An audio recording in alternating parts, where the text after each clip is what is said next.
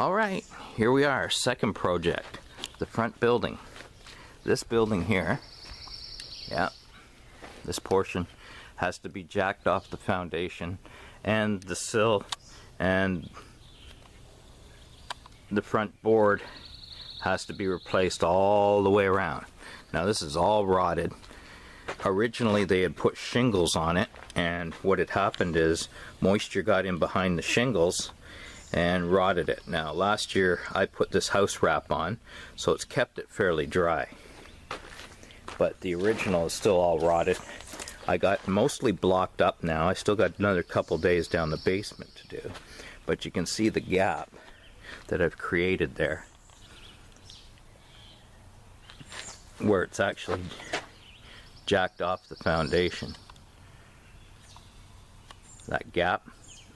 So basically I got probably a ½ inch gap total if you look at top and bottom of that rotted sill, but I got to still block it because it's 2x4 structure.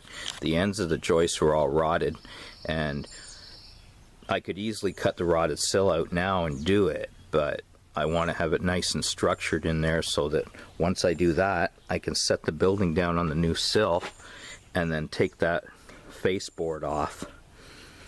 And that's where my worry is, because I don't want it to collapse. I got 2x4 framing on top of ½ inch plywood and rotted ends of the joists. So I've put in new pieces of wood, sistered them up to the joists to give it strength for jacking it as well.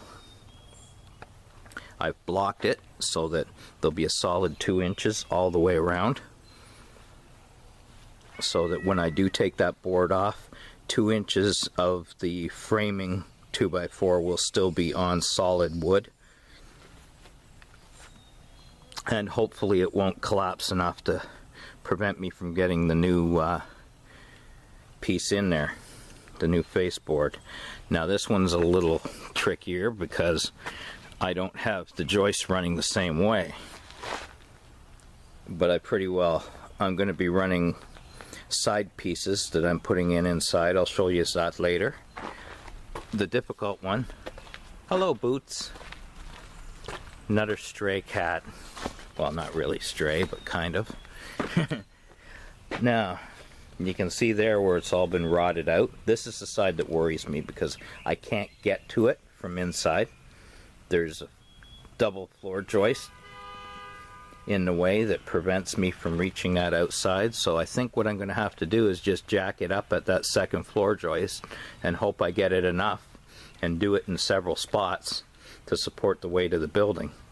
As you can see, they put shingles along it, and that's what caused it to rot out. It got moisture in behind it and never dried out. Then this one here is going to be one of the hardest to do, because I'm going to probably have to do it piece by piece. Right now I got metal on there to prevent it from getting any worse, and water in there and stuff, but it's all rotted out along there, and there's no basement to jack it under. There's just a little bit of 2-foot crawl space. So what I'm going to have to do is, like I say, do it piece by piece. Here we are looking at the hole. Now this is the basement way.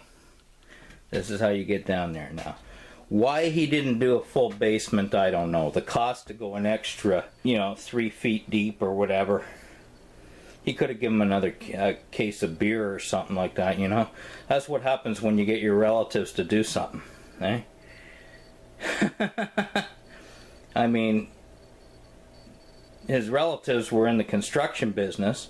Why they just went with a 5-foot basement instead of an 8-foot basement, I don't know. But anyways, this is the way to get down there. I have to hold on to that, step onto the ladder, and climb down, and I'm pretty sore today.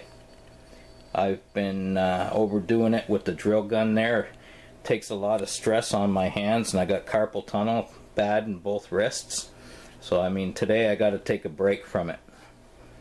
So I'm probably going to take a break for a week and get back into it, because they're calling for rain, I think, starting Sunday. So what I'm going to do today is cut up some of the blocks that I need to do, and just close up stuff outside, building materials and stuff, so it doesn't get warped. And that's it. And then when there's a few more good days, I think around the beginning of the month there, the first week of July, they're calling for a few good days, or days with considerable amount of sunshine and limited rain possibilities. So we'll see if that materializes. It'll give my hands a break for a while from doing that.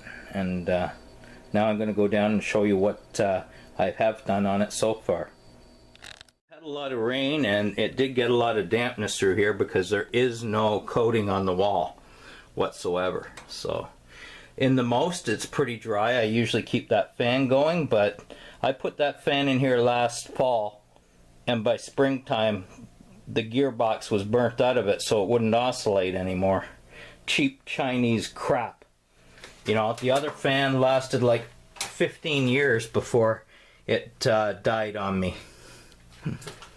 So anyhow, I just got a bunch of stuff in here that's got to come out. Most of it's, you know, got water damage, bit of mold and stuff, so I want to get rid of it. I got storm windows here that are good that I use, but they don't normally sit there. They're usually up off the ground, so they're okay. I gotta straighten up this mess of wiring and stuff. That thing there is a thermostat for a heater because it's not insulated down here, and in the winter time I put it for 5 degrees and have that fan there kick on to blow on the pump if it gets colder than 5 degrees. So essentially that's it. I got to finish insulating that line. I'm getting a lot of condensation down here. Boy, I wish I could get a spray foam kit and just spray the pump and the tank and everything, stop all that condensation. Like most of it's just dripping off of that, eh? See if we can get a focus on here. I hate this thing for focusing. So anyways, this is what we've been working on anyways. A lot of these beams were rotted and dry rot and stuff, and I put in ones a few years ago, but I couldn't get them right to the end, and I had to cut them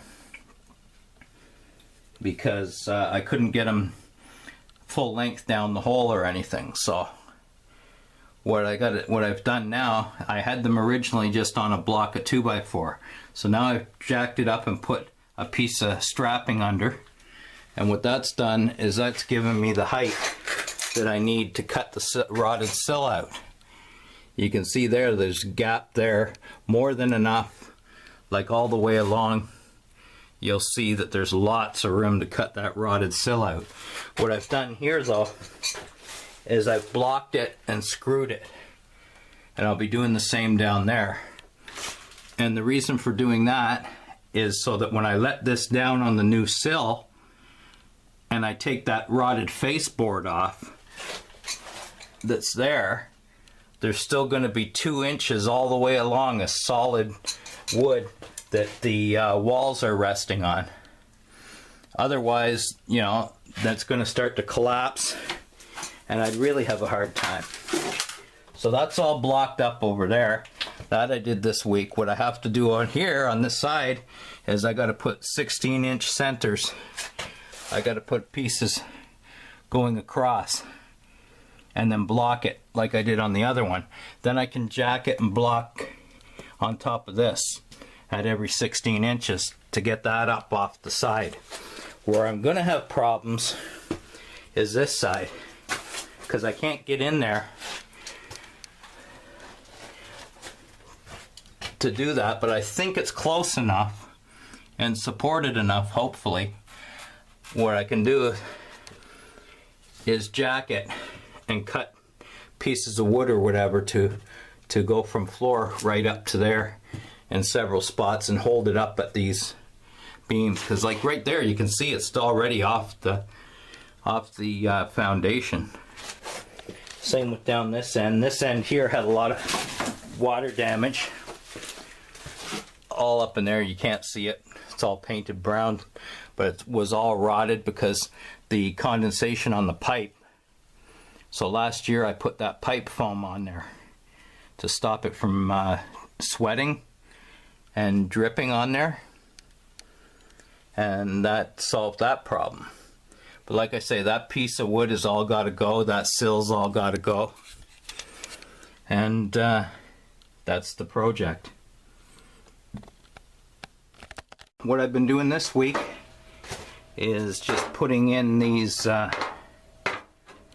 pieces of wood and blocking it at the end. These pieces here all the way along, pretty close to every 16 inches.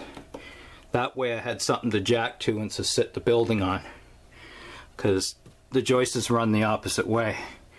So then up in there I've also blocked it. You can see there in here, because there's wires, I just went with a 2x4 down in the bottom there.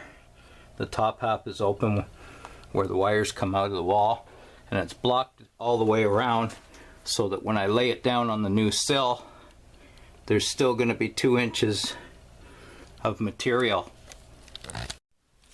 Yeah, like I was saying, 2 inches of material that will be still supporting the walls, because the wall is 2x4 framing. If I don't block it in and I pull the face board, the rotted one, off on the outside, it'll collapse.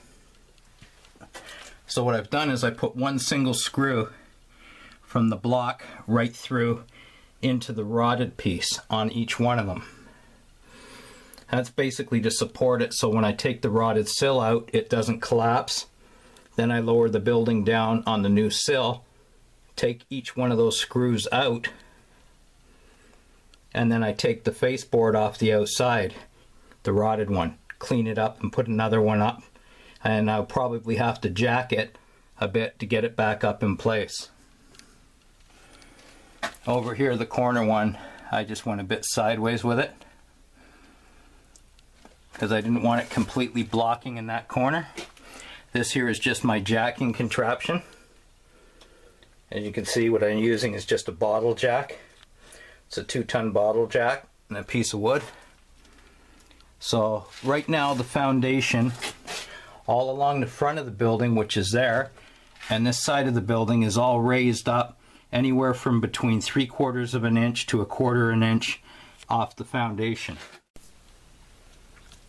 So what I had to do is I had to cut the propane line and pull that out.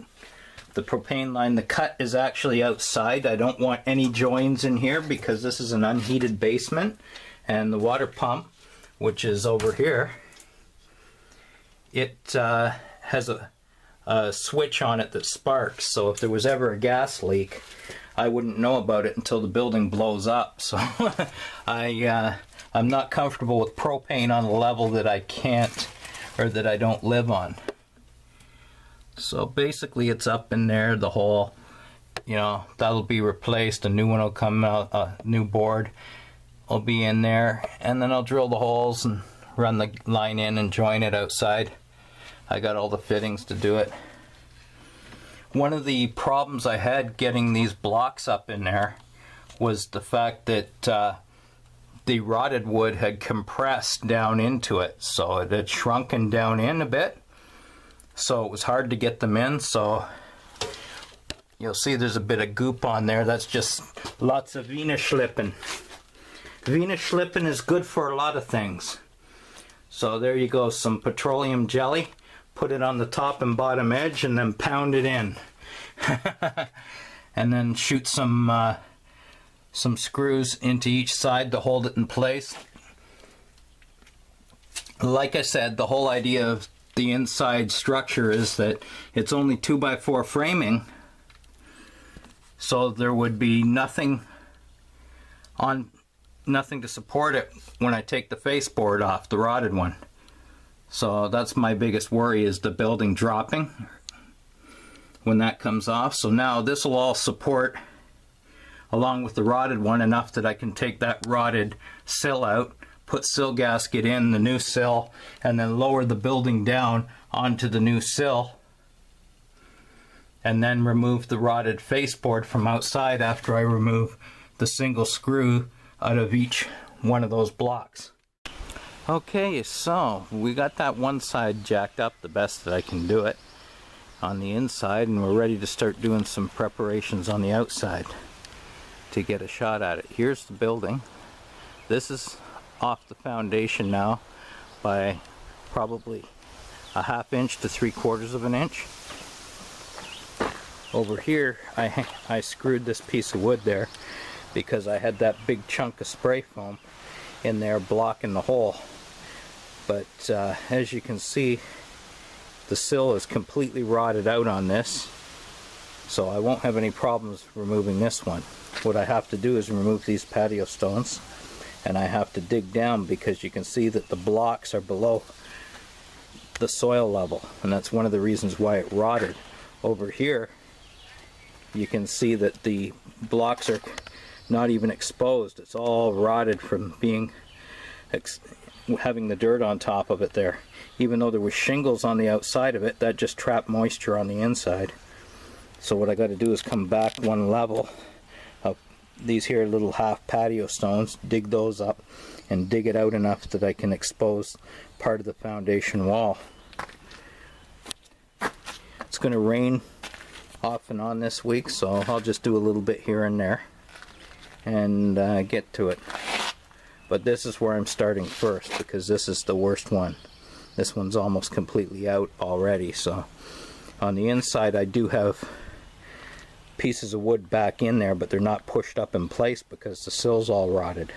I wanted to wait until I got the new sill in there and try and see if I can struggle it in.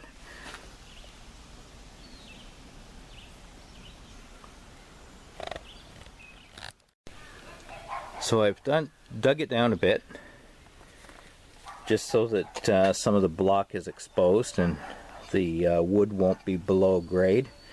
That's what was happening here, is there was sand and the wood was below grade. Now I guess they expected the shingles, because the shingles actually went down the block probably about 6-8 inches, maybe 10 inches down the block. I guess they figured the shingles were going to keep it dry. Obviously it didn't work. It would allow moisture in and it would trap moisture in there. I still got to dig this area here. I just got that board on there to block the big hole till I'm ready to open up and start working on it. I'm going to put this 2x4 and screw it along top of that rotted one just to give it some added strength when I take the bottom sill out. So now we got basically most of that rotted sill out. Just a few pieces, but just take a look at how rotted this is.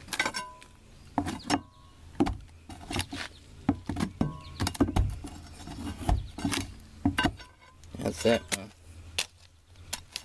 Oh, just powder. Just totally dry rot.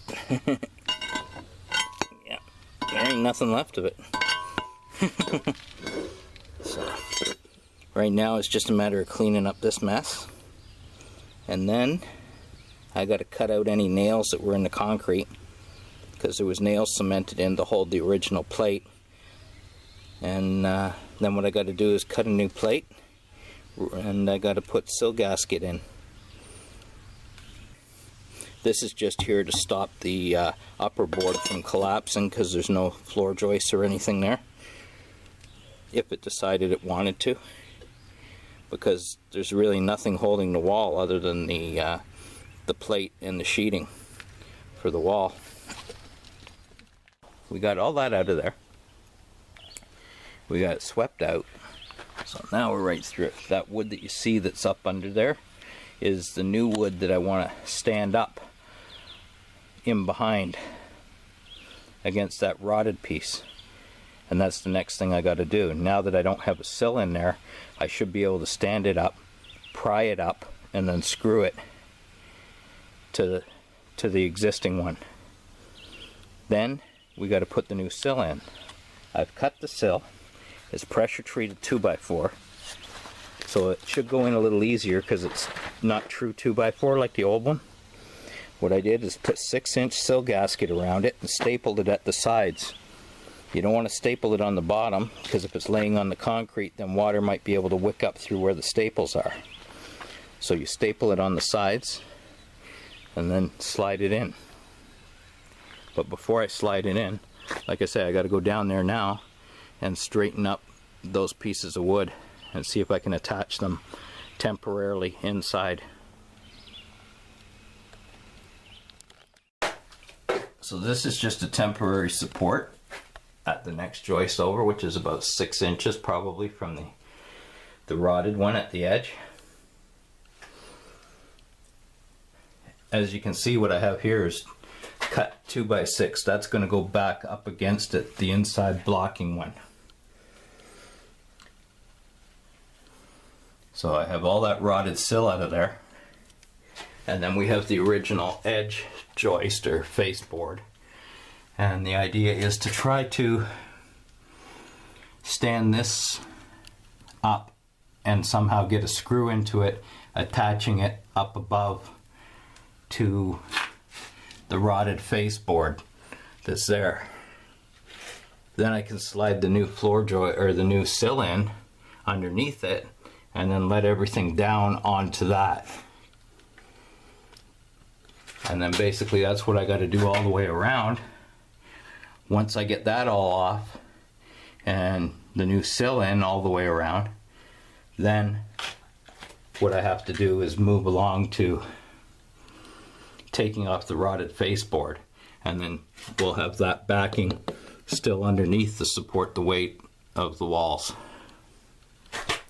So that's where we stand on her. So basically this is it. We got this side done. I was able to get those up in position. That last one did fall down. I pushed it up, the one on the right side. And I'll have to push it into proper position before I lower it down. But that is the new sill in there. Today I'm going to be doing this side next, and then do the front, and then tie the plate in, and then it's jacking the building down onto the new plate. So that's this side sill out. As you can see, it was original 2x4 structure back in the day that they were using, or that my dad put in there. It's actually 2 inches by 4 inches, which makes it a lot easier that I don't have to struggle the new piece in. Coming out was relatively simple. It was just a matter of taking the Sawzall and cutting along the top edge and the bottom edge to cut any nails all the way along, and just popping it out with a crowbar. There's the new piece to go in. And what I'll be doing is, like I did with the other one, wrap it in sill gasket, staple it, and then tap it up in there. And then it's moving on to the front one to do the same along the front. Once all that's done, then I can lower the building down on it and then go about removing the face board that's rotted all the way along. Well, this is what I've done so far today. I put this side sill in, and I put the front sill in. And I have them screwed in the corner so they won't shift off.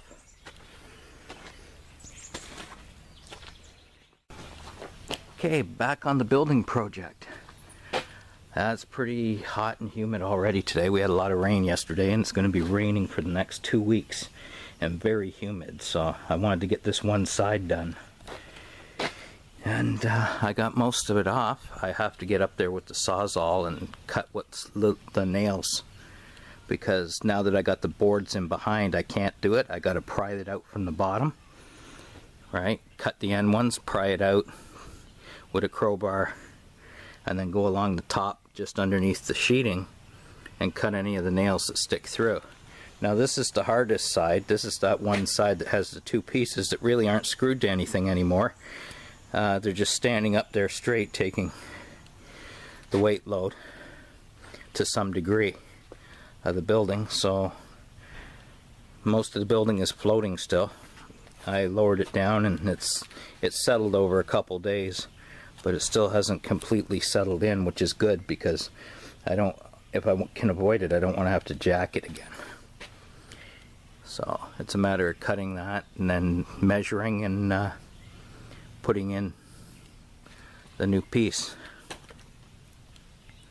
and banging that in. I did have to remove the siding, which is good, because now I can put some house wrap on that, and that'll keep you know, the wind out of the cracks. It'll make it a little bit warmer in the winter time in there. Here again, sweating like a pygmy.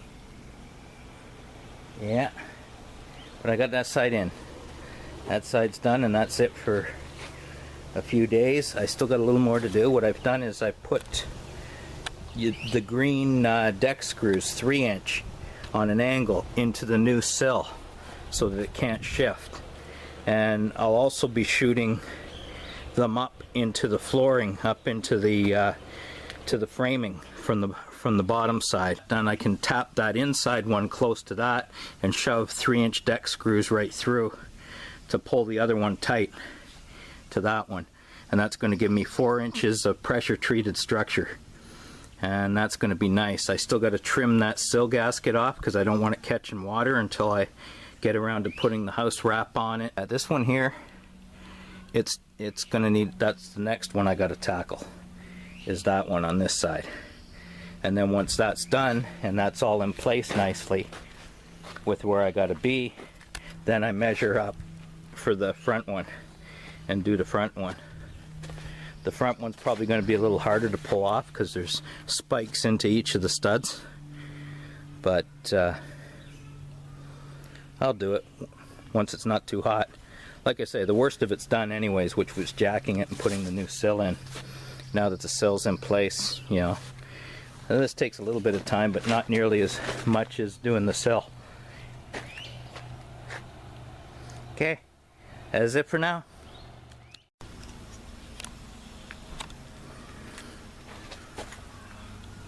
So this side was harder coming off than I expected. The portion that was inside that I put in, the blocking, the screws I put in actually came into the outside rotted piece. So I actually had to go back and unscrew most of the screws that were in those blocks. So it took me about a half an hour to get that old piece out because it wasn't nearly as rotted as the other pieces. So we got one more piece to do. It's been raining for the past 3 or 4 days and really humid, so today's the first cool morning. So tomorrow's supposed to be cool, and then I'm going to tackle this. This is the last one here. Alright, now I got the front done. That was probably about a 3-day job, and today I just finished it up, a half an hour work. It's 9:30 and she's humid out today. I took advantage of 3 nice cool mornings. I had to chisel all that crap out and split it because of it being nailed to the ends of the joists. It was really time consuming, and then I had to get up there and chisel it and stuff. I may at some time take the siding off and see if I can straighten out some of that, as well as put house wrap under it. But for now, what I'm going to be doing is just trimming the sill gasket flush, digging it down, putting house wrap right up underneath, and then up under the siding, and then along the new wood, and then down the wall. And then what I plan on doing is cutting rigid foam, 1-inch rigid foam, and screwing that in one piece, probably about 2 feet down below the ground level. And then I'll just screw it to the wood. And that should keep the moisture out. I got the house wrap in behind for breathability. And what I'm going to do is I'm going to put some, dig this crap all out of here, probably about a foot back, and just fill that up with rocks so it's got fairly good drainage, and try to keep the dirt out of it. But a lot of that stuff I'll be doing later in the season. I wanted to get this done, and this is probably one of the hardest. The next is to move on to one of the most time consuming, which is the other side here. After I get that wrapped up, I got to dig down this, take off all that brown metal, and all that wood and the sill is rotted underneath there. And I don't think I'm going to be able to jack it because there's no crawl space to get into. I think it's going to be very time consuming. I'm going to have to cut it out piece by piece between each floor joist. I may be able to jack up the floor joist that way. If not, what I got to do is cut new sill to go in between, leave the rotted piece underneath each floor joist to support it, and then sister up 2 new pieces of wood on each side of the floor joist that'll be on new sill. And this one here has 6-inch sill, not 4-inch, so it's even more difficult. So it's going to be, you know, trial and error with this side. I really don't have a clue what's going to work and what won't until I get that off and see how bad it is rotted. I put that metal on there down below ground level to try to keep the splashback water off of it, because a lot of the problem is you get rain, these gutters are full. Even when there was no gutters on there, or even there is, it comes down a real downpour and it splashes off the ground, and because it's so low, it splashes back and rots the wood. So that's, then you end up with a mess like this. So, anyhow, that's it for now. I had a hard time getting that one in. I had to jack it up and pound it in and stuff. I figured I would, but I was worried that I was going to have to go in the basement and jack it up a bit again, but I didn't have to. So it's all screwed in. I do want to shoot a few more screws up into the framing because there's nothing going up. There's just screws going down on an angle into the new sill and into floor joists and all that kind of stuff there. So this week coming, if I get a few good days, I'll start cleaning up the mess and getting that wrapped up with the house wrap and stuff, so when it rains it doesn't get saturated.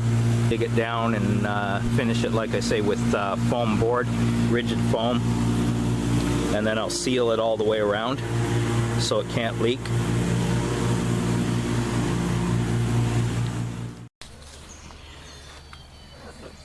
So now that we've got it all completed with regards to putting the new sill and the new faseboards on and sistering up the floor joists, this is what I've come up with to protect it. Unfortunately, I can't afford at this point in time to have it all dug up, have the foundation coated, drainage board, and the whole bit done. So basically what I'm doing is digging out a trench that's about 1.5 feet wide. I'm going to have the house wrap protect the wood, and it's going to go down at least 1.5 blocks on the foundation. So this has got to be dug out about 2 blocks deep all the way along each side. And on this side here, well, this side's down a little more, it's not too bad, but it still has to be dug down another block deep, and that'll leave a breathable layer against the wood. And then what I'm going to do is I'm going to cut rigid foam that's going to come right up into here, right up into the bottom, and I can screw it high up and then tape it over, and that'll go right down under where the ground is, about 1.5 blocks deep.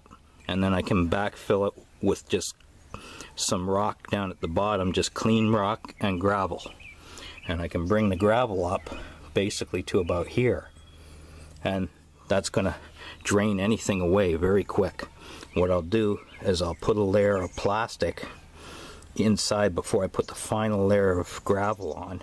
I'll staple some plastic up there so that when the rainwater hits it, it'll run downwards and start draining in over here instead of draining in right at the building.